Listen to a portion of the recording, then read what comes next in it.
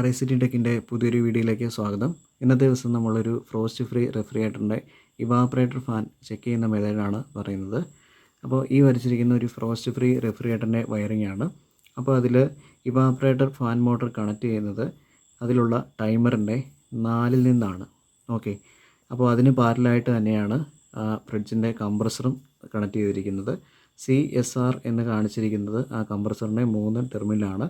C എന്ന് പറഞ്ഞാൽ common ടെർമിനലാണ്, S എന്ന് പറയുന്നത് സ്റ്റാർട്ടിംഗ് ടെർമിനലാണ്, R എന്ന് പറഞ്ഞാൽ റൺ ടെർമിനലാണ്. ഓക്കെ, അപ്പോൾ അതിൻ്റെ ഇവാപ്പറേറ്റർ ഫാൻ നമുക്ക് ചെക്ക് ചെയ്യാൻ വേണ്ടിയിട്ട് അതിൽ നിന്നും ആദ്യം ഡിസ്കണക്ട് ചെയ്യുക. ഇനി ഇതിൻ്റെ സ്പെസിഫിക്കേഷൻ നമുക്കൊന്ന് നോക്കാം.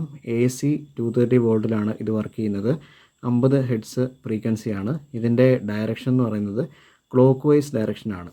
ക്ലോക്ക് വൈസ് എന്ന് പറഞ്ഞാൽ ഇങ്ങനെയാണ് റൊട്ടേറ്റ് ചെയ്യുന്നത്. ഓക്കെ, ക്ലോക്ക് വൈസ് ഡയറക്ഷനാണ് വരുന്നത്. അപ്പോൾ ഇതിൽ 2 വയറുണ്ടാവും. ഈ റെഡ് വയർ എന്ന് പറയുന്നത് ഫേസ് ആണ്, ഈ ബ്ലാക്ക് വയർ എന്ന് പറയുന്നത് ന്യൂട്രലാണ്. അപ്പോൾ ഇതിൽ ഉപയോഗിച്ചിരിക്കുന്ന മോട്ടർ എന്ന് പറഞ്ഞാൽ ഷെയ്ഡഡ് പോൾ മോട്ടർ എന്നാണ് പറയുക. അപ്പോൾ സാധാരണയായിട്ട് എക്സോസ്റ്റ് ഫാനും ഒക്കെ ഉപയോഗിക്കുന്നത് ഇത്തരത്തിലുള്ള മോട്ടറാണ്. അപ്പോൾ ഇതിൻ്റെ പ്രത്യേകത എന്താണെന്ന് വെച്ചാൽ വളരെ HP വളരെ കുറഞ്ഞ മോട്ടറുകളാണ് ഇവ. അഥവാ നമുക്ക് ഷെയ്ഡഡ് പോൾ മോട്ടർ എന്നാണ് പറയുക. അപ്പോൾ അതിനുള്ളൊരു കോയിലുണ്ട്. അപ്പോൾ ആ കോയിലിൻ്റെ കണ്ടിന്യൂറ്റി നഷ്ടപ്പെടുമ്പോഴാണ് ഈ ഫാൻ വർക്ക് ചെയ്യാതെ വരിക.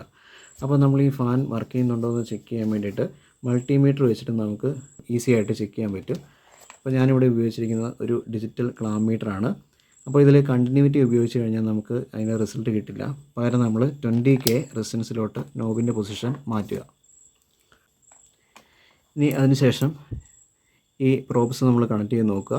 അപ്പോൾ ഇവിടെ റീഡിങ് എഴുതി കാണിക്കുന്നതെന്ന് പറഞ്ഞാൽ ഈ 2 പ്രോബിൻ്റെ ഇടയ്ക്കുള്ള റെസിസ്റ്റൻസ് ആണ്. അപ്പോൾ ഇതിനകത്ത് ഉപയോഗിച്ചിരിക്കുന്നത് ഒരു കോപ്പറിൻ്റെ കോയിലാണ്.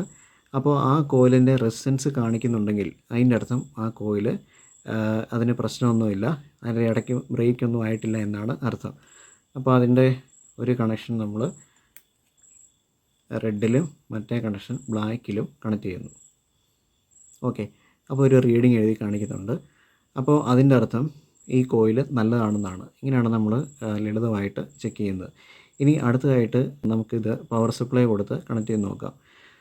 ചില ഫ്രിഡ്ജുകളിൽ ഡീഫ്രോസ്റ്റിംഗ് മെക്കാനിസം വർക്ക് ചെയ്യാതെ വരുമ്പോൾ ഏറ്റവും ആദ്യം കേടായി പോകുന്നത് ഈ ഇവാപ്പറേറ്റർ ഫാനാണ്. അതിൽ ഡീഫ്രോസ്റ്റ് സിസ്റ്റം വർക്ക് ചെയ്യാതെ വരുമ്പോൾ ഫ്രീസറിൽ ഒരുപാട് ഐസ് കട്ടുപിടിക്കാൻ തുടങ്ങും. അപ്പോൾ ആ സമയത്ത് ഇതിൻ്റെ ബ്ലേഡ് ബ്ലോക്ക് ആവും. അപ്പോൾ അങ്ങനെ ബ്ലോക്ക് ആയി കഴിഞ്ഞാൽ ഈ കോയിൽ കത്തിപ്പോവും. അതാണ് ഇതിന് വരുന്ന സാധാരണ കംപ്ലൈൻറ്റ് എന്ന് പറയുന്നത്. അപ്പോൾ ഏതെങ്കിലും കാരണവശാൽ ഇത് കറങ്ങുന്നില്ല എങ്കിൽ, സ്റ്റക്കാണെങ്കിൽ അതിനകത്തൂടെ ഒരല്പം പോലും എയർ സർക്കുലേഷൻ നടക്കില്ല. ഓക്കെ, ഇനി നമുക്ക് ഇത് ഒരു സപ്ലൈയോട് കണക്ട് ചെയ്ത് നോക്കാം. അപ്പോൾ അതിന് വേണ്ടിയിട്ട് ഈ റെഡ് വയർ നമ്മൾ ഫേസിലും ഈ ബ്ലാക്ക് വയർ നമ്മൾ ന്യൂട്രലിലും കണക്ട് ചെയ്ത് നോക്കിയാൽ മതി.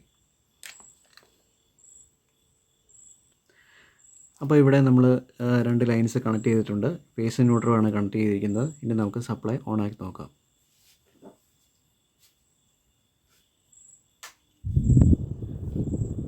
ഓക്കെ, അപ്പോൾ ഈ ഫാൻ വർക്ക് ചെയ്യുന്നുണ്ട്. ക്ലോക്ക് വൈസ് ഡയറക്ഷനിലാണ് കറങ്ങുന്നത്. അതിൻ്റെ എയർ ഫ്ലോ വരുന്നത് ഫ്രണ്ടിലോട്ടാണ്. അപ്പോൾ ഇങ്ങനെയാണ് നമ്മളൊരു ഇവാപ്പറേറ്ററിൻ്റെ ഫാൻ അതല്ലെങ്കിൽ ഫ്രീസറിൻ്റെ ഫാൻ ചെക്ക് ചെയ്യുന്നത്.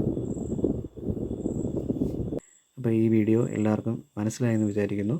ഇതിനെപ്പറ്റി എന്തെങ്കിലും ഡൗട്ട്സ് ഉണ്ടെങ്കിൽ കമൻറ്റിൽ മെൻഷൻ ചെയ്യുക. കൂടാതെ ഈ ചാനൽ സബ്സ്ക്രൈബ് ചെയ്യുക, ഷെയർ ചെയ്യുക, സപ്പോർട്ട് ചെയ്യുക. ഓക്കെ.